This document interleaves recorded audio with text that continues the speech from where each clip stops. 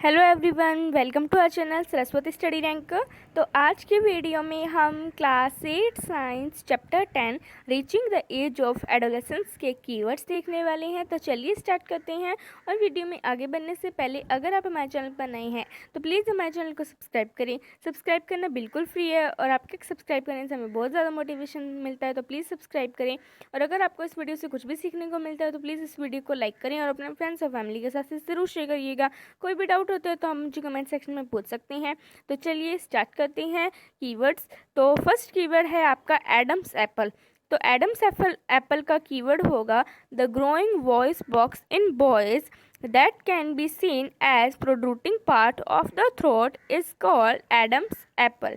Okay, तो चलिए अब देखते हैं हमारा सेकंड कीवर्ड जो कि है adolescence. So adolescence, the period of life of a person when the body undergoes a lot of changes leading to reproductive maturity is called adolescence.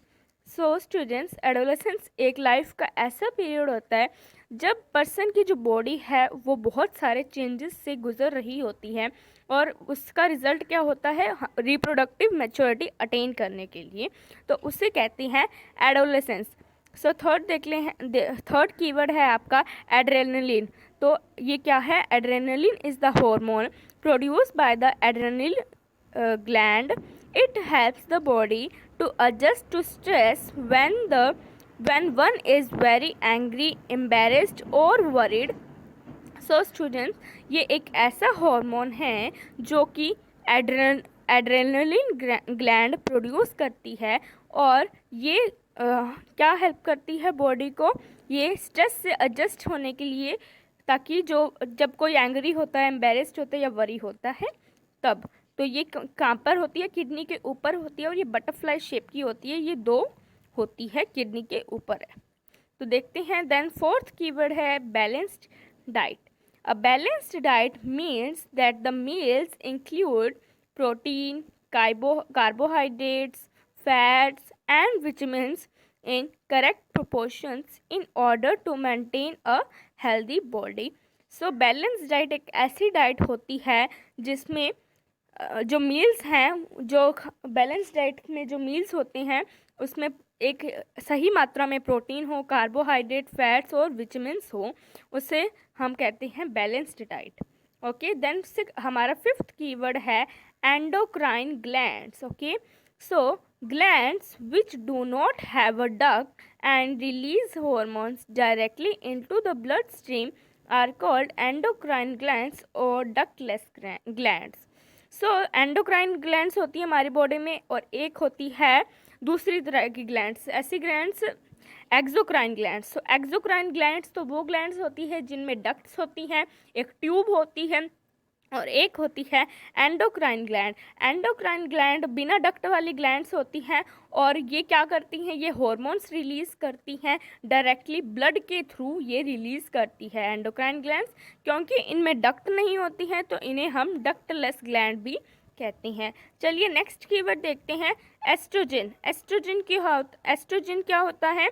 So once puberty is reached in girls, यानी क्या होता है, एक बार जब girls में puberty hit हो जाती है तो क्या करती है? Ovaries begin to produce female sex hormone called oestrogen for the sexual and reproductive development. So the keyword क्या होगा इसका? Once puberty is reached in girls the ovaries begins to produce female sex hormone called estrogen for the sexual and reproductive development. Okay, आगे देखो, हमारा seventh keyword है hormones. Okay, so hormones are the chemical substances secreted by endocrine glands directly into the blood stream. The hormones are responsible for the changes taking place in our body. So hormones क्या होते हैं? Hormones responsible होते हैं, जितने भी changes हमारी body में होते हैं वो किसकी वजह से होते हैं? हॉर्मोन्स की वजह से होते हैं। और हॉर्मोन्स है वो केमिकल सब्सटेंसेस होते हैं जो कि एंडोक्राइन ग्लैंड्स के द्वारा प्रोड्यूस की जाती है directly into the blood stream. आगे देखो, 8 कीवर्ड है insulin. So insulin is the hormone produced by the pancreas. The insulin helps to maintain the sugar level in the body. तो क्या होता है, इंसुलिन भी एक हार्मोन होता है जो कि प्रोड्यूस किया जाता है पैनक्रियाज के द्वारा। और इंसुलिन क्या करता है, हमारी बॉडी में शुगर लेवल को मेंटेन करने का काम करता है। क्या होता है, जब हमारी पैनक्रियाज है वो हार्मोन क्या होता है, इंसुलिन हार्मोन जब पैनक्रियाज में कम मात्रा में प्रोड्यूस होने लग जाता है तभी इंसान को डायबिटीज़ हो जाती है। ओके, देन नेक्स्ट हम कीवर्ड देखते हैं larynx. Okay, so the voice box is in our throat is also known as larynx. It is an organ in the top of the neck and responsible for the voice produced. Boy develop larger voice boxes. Okay, so larynx क्या होता है, voice box को larynx भी कहते हैं। और ये कहाँ पर सिचुएटेड होता है, ये एक ऑर्गन है जो कि सिचुएटेड होता है नेक के टॉप पर, और यही रिस्पॉन्सिबल होता है कि हमारी वॉइस कैसी प्रोड्यूस होगी। ओके, सो बॉयज़ का क्या होता है, ज़्यादा बड़ा, जो बॉयज़ हैं उनके ज़्यादा बड़ा वॉइस बॉक्स होता है। आगे देखो, नेक्स्ट कीवर्ड है हमारा pituitary gland. So pituitary gland is an endocrine gland attached to the base of the brain. The hormones secreted by pituitary gland stimulate testes and ovaries to produce their hormones. This gland is also known as the master gland of the brain. Pituitary gland also secrete growth hormones. Okay, सो ये थी आपकी pituitary gland की definition. So pituitary gland is a endocrine gland because it secretes hormones. और ये कहाँ पर होती है, ये बेस ऑफ द ब्रेन पर अटैच्ड होती है। और ये क्या करती है, हार्मोन सिक्रीट करती है। और जो पिट्यूटरी ग्लैंड जो हार्मोन सिक्रीट करती हैं उससे क्या होती है, वो ऐसे स्टिमुलेट करती है टेस्टिस और ओवरीज को कि वो भी अपने अपने हार्मोन्स प्रोड्यूस करने लग जाती हैं। ये मास्टर ग्लैंड होती है ब्रेन की, और ये पिट्यूटरी ग्लैंड है ऑल्सो सिक्रीट्स ग्रोथ हार्मोन। सो अगर आपको थोड़ा बड़ा लग रहा है तो आप इसके थोड़ा शॉर्ट भी करके लिख सकते हो, बिकॉज ज़्यादातर जो कीवर्ड्स हैं वो आपके 1 मार्क्स क्वेश्चन में ही आते हैं। तो आप इसे थोड़ा छोटा करके भी लिख सकते हो, जैसे कि pituitary gland is endocrine gland attach to the base of the brain, इतना लिख लेना। Then the hormones secreted by the pituitary gland stimulate testis and the ovaries to produce their hormone, तो इतना भी लिख सकते हो आप। और ये मास्टर ग्लैंड लिखना चाहते हो तो लिख भी सकते हो। और ये जो है ये ऑल्सो सिक्रीट ग्रोथ हार्मोन। तो ग्रोथ हार्मोन ये कौन सा सिक्रीट करती है, ये वही होती है टेस्टिस वाली। अगर आप चाहो तो ग्रोथ हार्मोन लिख देना, थोड़ा अच्छा इंप्रेशन पड़ेगा टीचर पर, वरना अगर आपको थोड़ा बड़ा लगता है तो कोई बात नहीं, आप कैंसिल भी कर सकते हो। देन 11th कीवर्ड है हमारा puberty. So the period during which adolescent boys and girls reach sexual maturity and become capable of reproduction is called puberty. So puberty क्या होता है, ये एक ऐसा पीरियड होता है जिसके दौरान जो एडोलेसेंट बॉयज़ एंड गर्ल्स हैं वो अपनी सेक्शुअल मैच्योरिटी को अटेन कर लेते हैं और वो रिप्रोडक्शन के कैपेबल हो जाती हैं। सो ये तो छोटी ही है, इसकी तो ज़्यादा बड़ी है ही नहीं। आगे देखो, हमारा नेक्स्ट कीवर्ड है reproductive health. So reproductive health is a state of complete physical, mental and social wellbeing of a person and healthy reproductive organ with normal function. So reproductive health का मतलब होता है जिसमें जो इंसान है वो फिजिकली, मेंटली और सोशल वेलबींग हो, ठीक है, वो हर तरह से एकदम सही हो, हेल्दी हो, उसे ही हम रिप्रोडक्टिव हेल्थ कहते हैं। ओके, ऐसा नहीं है कि सिर्फ वो फिज़िकली हो, अगर उसे मेंटली उसे परेशान किया जा रहा है तो वो रिप्रोडक्टिव हेल्थ नहीं है उसकी सही। ओके, सो ये आप चाहो तो आप इतना भी लिख सकते हो, वेलबींग ऑफ अ पर्सन तक भी आप कर सकते हो। अगर चाहो तो इतना और लिख लेना, कोई ज़्यादा फर्क तो पड़ने नहीं वाला है।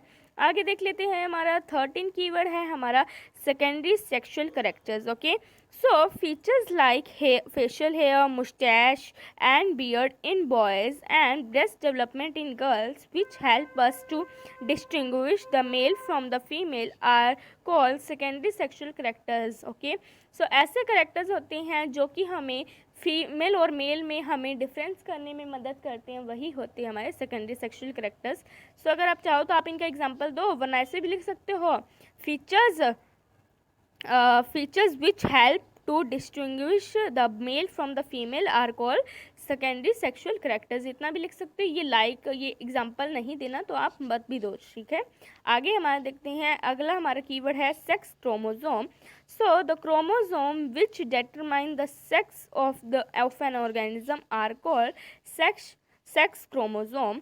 The sex chromosome present in male are XY, the sex chromosome present in female are XX। सो ऐसे क्रोमोसोम्स जो कि एक ऑर्गेनिजम्स का सेक्स डिटरमाइन करने में हेल्प करते हैं, उन्हें हम कौन से कहते हैं? सेक्स क्रोमोसोम्स कहते हैं। आपका पता ही होगा कि इतने पेयर्स होते हैं, उनमें 2 क्रोमोसोम्स है वो सेक्स क्रोमोसोम्स होते हैं। गर्ल्स में XX क्रोमोसोम होते हैं और बॉयज़ में XY होते हैं। अब आप मुझे कमेंट सेक्शन में बताओगे कि कितने पेयर्स होते हैं क्रोमोसोम के, ओके। ठीक है, आगे देखो, अगर आप इसे शॉर्ट करना चाहते हो तो इतना भी लिख सकते हो, इसको आर कॉल्ड सेक्स क्रोमोसोम, इतना लिखना है तो लिख लो। आगे देखो, हमारा नेक्स्ट कीवर्ड है target site, okay. Endocrine glands release hormones into the blood stream to reach a particular body part called target site. तो एंडोक्राइन ग्लैंड्स आपको पता ही है कि वो डक्टलेस ग्लैंड्स होती हैं और वो डायरेक्टली जो अपनी हॉर्मोन्स हैं वो ब्लड स्ट्रीम में ही रिलीज करती हैं। और वो ब्लड है वो एक ऐसा, मतलब जो हार्मोन है वो किस पर्टिकुलर ऑर्गन तक पहुंचना है वो हार्मोन, उसे हम कहते हैं टारगेट साइट। तो वो कोई ऑर्गन हो सकता है, ठीक है। तो आगे देखो, testosterone. Testis release male sex hormones called testosterone. This causes changes in boys, for example the growth of facial hair.